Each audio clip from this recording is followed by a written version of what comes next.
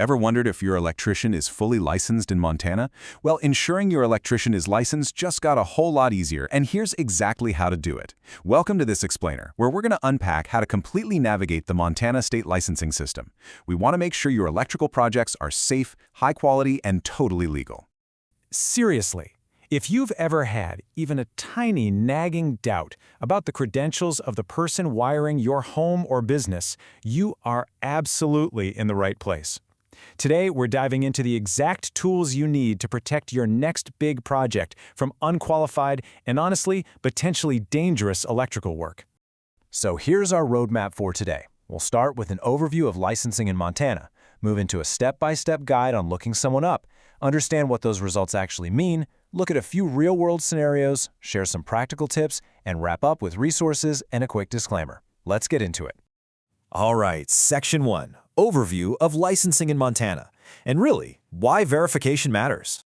Let's start right at the foundation of electrical safety in the state. In Montana, the Department of Labor and Industry, functioning through the State Electrical Board, governs these credentials. And you know, this system isn't just a bunch of bureaucratic red tape.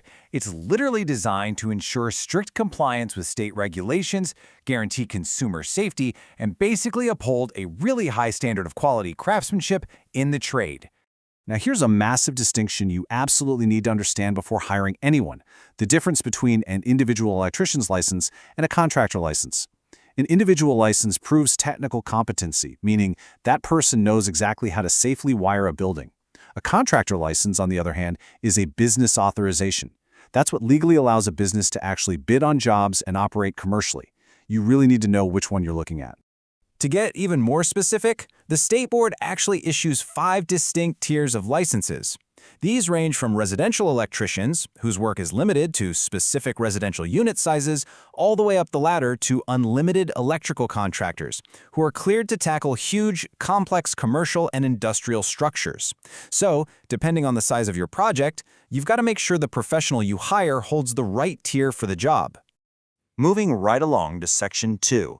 Here is your step-by-step guide to accessing the licensee lookup.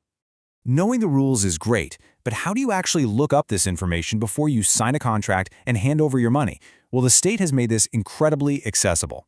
By navigating to the public, free-to-use Acela Citizen Access Portal, you'll sometimes hear it called the eBiz Portal. You can seamlessly search for any practitioner.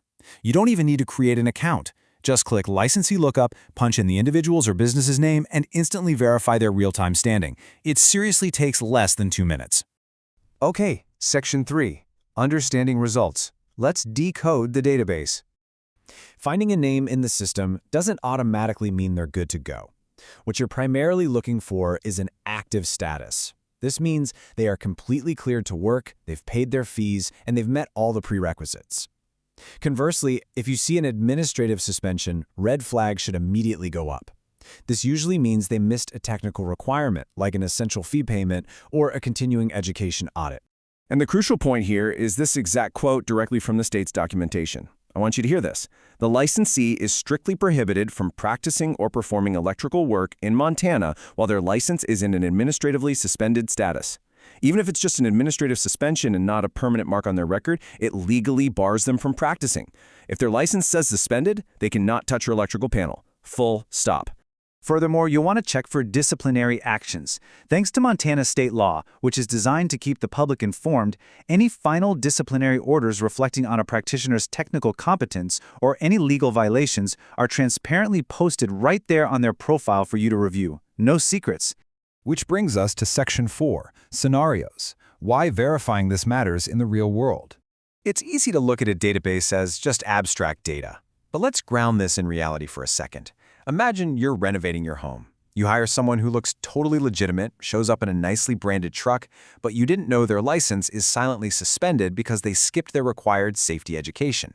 If they wire your house incorrectly, you are instantly putting your physical safety at risk. And to make matters worse, your homeowner's insurance could completely deny a claim if a fire starts due to unlicensed work. Or consider a commercial developer. Let's say they hire a highly skilled journeyman electrician who knows exactly what they're doing technically. But this journeyman doesn't possess a valid contractor license to actually run a business. Under Montana law, that entire financial agreement and bid are technically illegal. This could halt a massive commercial project right in its tracks and lead to huge legal headaches. All right, Section 5. Practical tips and smart hiring practices. Now that we know the severe risks involved, let's talk about actionable protections.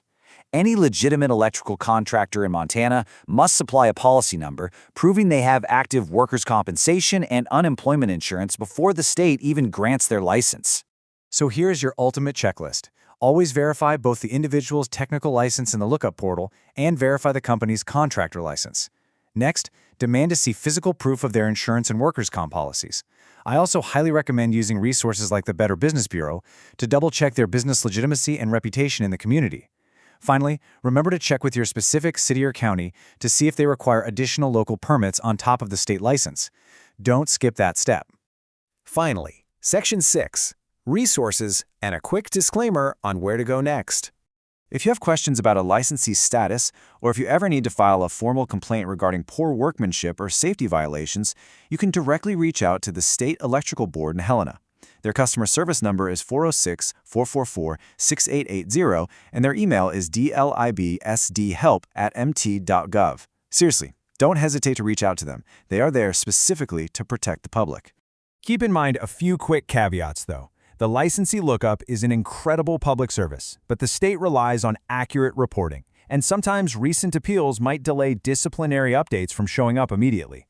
Because of this, if you're heading into a serious dispute or legal proceedings, you can always request a formal, certified license verification document directly from the state. And of course, a quick professional disclaimer before we wrap up. This explainer is strictly for informational purposes. Laws and regulations shift all the time, so you should always verify these details with appropriate local authorities or your own legal advisors to make sure you are fully compliant with the current state of Montana laws. So I'm going to leave you with this final thought. Are you absolutely certain the electrician wiring your property right now is legally cleared to do so? Don't leave your property's safety to chance. Take 5 minutes today, head over to the state portal, run a quick lookup, and secure your absolute peace of mind. Thanks for joining me on this explainer, and happy building.